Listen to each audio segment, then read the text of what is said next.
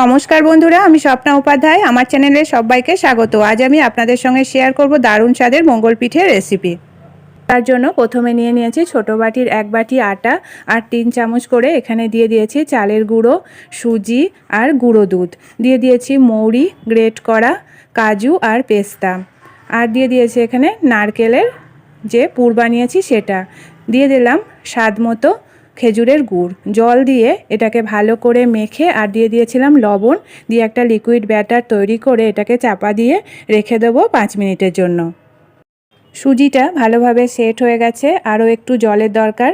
ব্যাটারটাকে একটু জল দিয়ে ভালো করে মিশিয়ে দিয়ে গরম তেলের মধ্যে 1 হাতা ব্যাটার দিয়ে এটাকে গোল্ডেন ব্রাউন করে ভেজে নিয়েছি। এটা বানানোও খুব সহজ আর খেতেও লাগে দুর্দান্ত। এই মঙ্গল পিঠের রেসিপিটা আপনারা চাইলে আমার মতো করে একবার বাড়িতে বানিয়ে দেখতে পারেন। আশা করি সকলের খুবই ভালো লাগবে।